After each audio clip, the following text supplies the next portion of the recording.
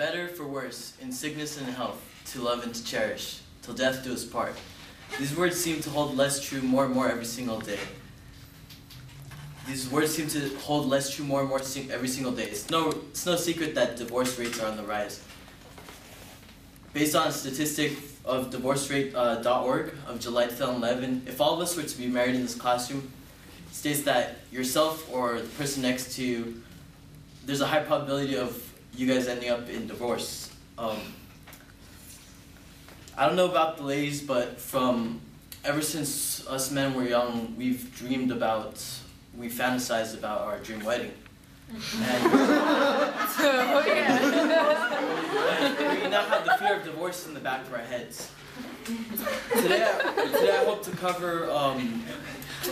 cover the problems of divorce, the causes that lead to the high rates in the U.S. and steps we can take to hopefully help prevent the rising of it. Divorce is common in the U.S. It leads to serious problems such as psychological issues and other health issues. The Centers for Disease Control on August 24, 2010 states that people who experience divorce are 3 times more likely to commit suicide in comparison to their married counterpart. In an article of September 1994 of Social Science Quarterly.org, divorce has the strongest connection to suicide rates, while marriage has the least.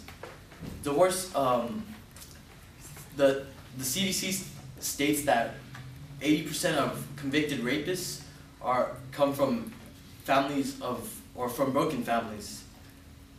Divorce does not only affect the people involved, but children of divorce as well. MarriageSuccessRates.com, July 20, 2011, states that children of divorce are 2 times more likely to drop out of high school in comparison to their peers who have the benefit of having both parents. DealWithDivorce.com of July 31st, 2010 reports that compared to children from homes that experience death in the family, children are more devastated by this divorce of a parent. In other words, the divorce of a parent is more devastating than the death of one. All the causes would be impossible to cover in this allotted time, but we'll take a look at a few of them. Modern societies, it's become more socially acceptable in modern society. You see the media portray marriage almost as a joke. You see celebrities getting married constantly and divorced a few years after. Pamela Anderson, you guys remember her? She was married. She married Tommy Lee 3 days after meeting him and was divorced 3 years after. No surprise. When HubPages.com, July 28, 2011, states that in 18th and 19th century America, people would marry not for mutual interests or love, but actually to join good families, to produce heirs, and to have kids to work on the farm. Another reason is infidelity. It's a no-brainer, but Dr. Donnie Eaker, author of Adultery, The Forgivable Sin, states that 80% of marriages fall prey to some form of adultery. And it's not just the guys who are cheating. AskMen.com, August 2nd, 2010, was able to compile a list from a survey of top reasons why men cheat. If you'd like to hear it, it starts out with, your lady doesn't put out, she cheated on you. Guys can get away with this sometimes. It's an ego booster. Your significant other nags too much. Women lettuce. You're not turned on by them anymore. You don't feel love for them anymore. Ladies aren't off the hook. They were able to compile a list as well. The top reasons are not enough sex. They feel the need to be the bad girl.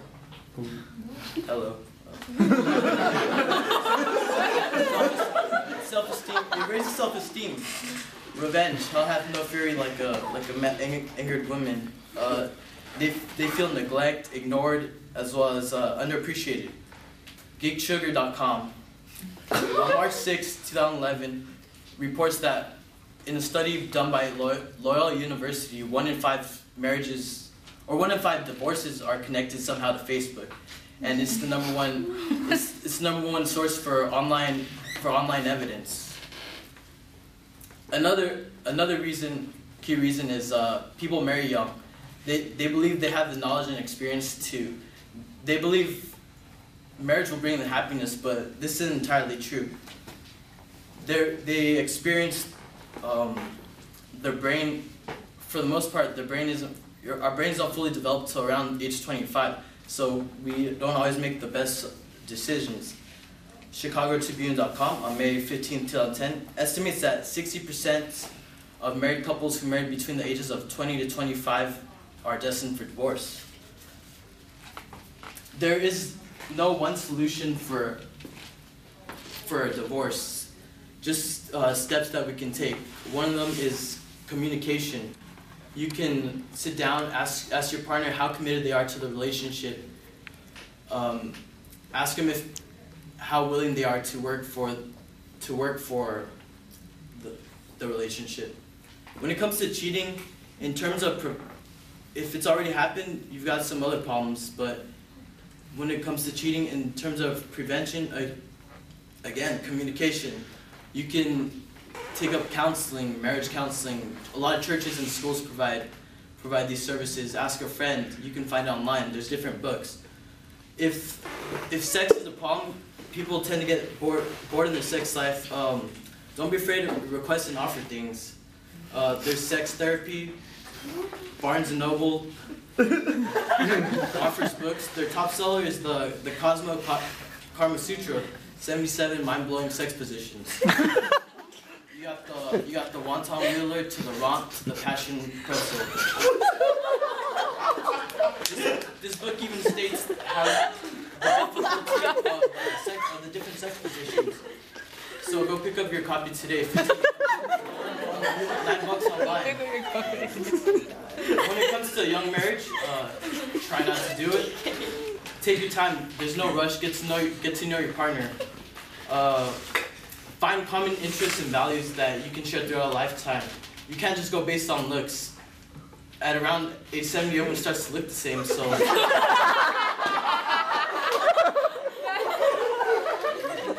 you have religion. You have education, you have other values, goals, etc. Again, communication, it's simple, but many of us have a difficulty doing this. I just introduced the effects of divorce, the problems of it, the causes that lead to the high divorce rates, and some steps you could take towards a better marriage. I hope that many of you are lucky enough to find a significant other, as well as experience what it feels like to understand the phrase, till death do us part.